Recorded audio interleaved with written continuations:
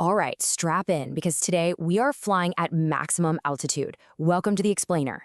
We're talking advanced aerial combat tactics, but for tackling the absolutely toughest questions in the Cambridge AS and A-level physics exam, specifically syllabus 9702. I constantly see two types of students approaching these papers. Let's call them Alex and Sam. Alex overloads every single answer with raw physics facts, but completely forgets to analyze anything. And then there's Sam. Sam rushes in, misses the court command words entirely, and just crashes and burns. Today, we're decoding the hidden grading rubrics, straight from the principal examiner reports, so you can avoid the traps Alex and Sam fall into and start maximizing your marks on the equations of motion. Now, you might be thinking, equations of motion? Distance, displacement, speed, velocity, acceleration, I've got this. But did you know that these concepts account for approximately 15% of the total marks in paper 2? 15%. That is a massive, massive chunk of your final grade sitting in just one conceptual area. It's literally the difference between scraping by and securing a top-tier grade. But despite being foundational, students routinely leave these marks on the table. Well, not us. We are going to fix that right now. Here's our flight plan for today's Explainer. The 15% stakes, decoding the assessment objectives, the method mark strategy, 3 fatal examiner warnings, and finally, the 5-step execution. Let's start with Section 1, the 15% stakes and why students struggle. So, what is the core challenge here? When you hear equations of motion, it sounds like basic math, right? Just plug in the numbers and boom, you're done. But the real trap is the terminology. In everyday life, we use distance and displacement like they mean the exact same thing. We casually mix up speed and velocity when talking about driving down the highway.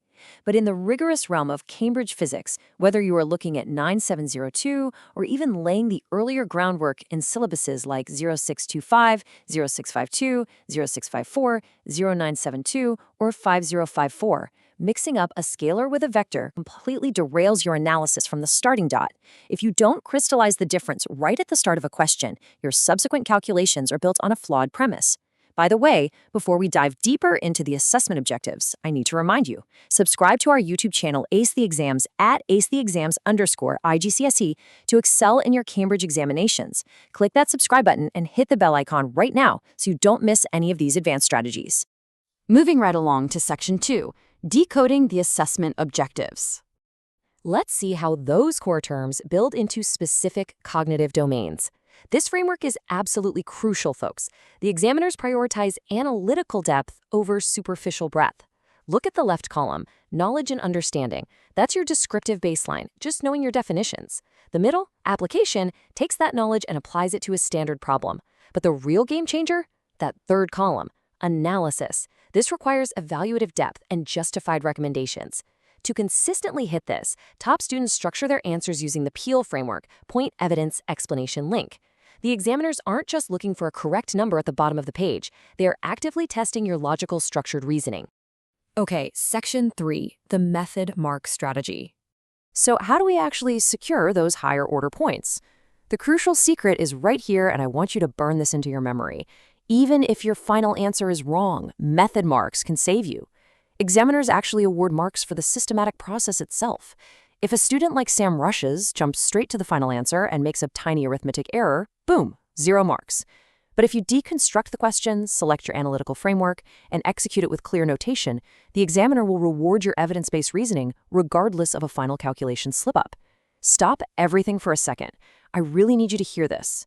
Subscribe to our YouTube channel, Ace the Exams, at acetheexams_IGCSE to excel in your Cambridge examinations. We've helped thousands of students improve by 2 to 3 grade boundaries. Join them right now by subscribing to @acetheexams_IGCSE and turn on all notifications so you never miss our weekly exam strategy sessions. All right, back to the mission. Section 4, 3 fatal examiner warnings. Before we construct the perfect answer, we need to know what the examiners are desperately warning us to avoid. If method marks are so readily available, why do past paper data and principal examiner reports show students consistently missing them? It's like having a parachute and forgetting to pull the cord.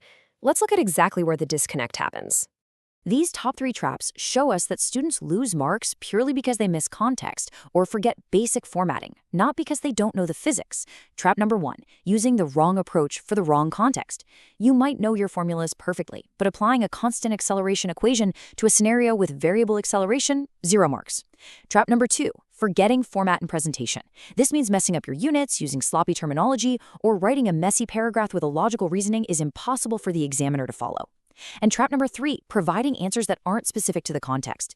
If the question gives you a real-world scenario, your evaluation must tie directly back to that specific data, not just spout generic physics theory like our friend Alex does. Finally, Section 5, the 5-step execution. Here is your ultimate cheat sheet, the standardized sequence you need to flawlessly process these questions under pressure. Step 1, identify key elements like initial velocity or displacement straight from the text. Step 2, apply relevant principles by decoding those command words and selecting the correct equation. Step 3, execute analysis. Write your formula out clearly before plugging in any numbers. Step 4, verify if the results actually make logical sense in the real world. And Step 5, present in the appropriate format. Check your significant figures and SI units. If you follow this exact matrix, your method marks are practically guaranteed. Now, if your exam throws a higher-order comparative question at you, you've got to balance your response. You must highlight both similarities and differences while drawing evidence-based conclusions. It is not enough to just say, this object is faster than that one. You need to use comparative connectives and support every single comparison with hard numerical evidence from your data. That is what separates an average application score from a top-tier analysis score.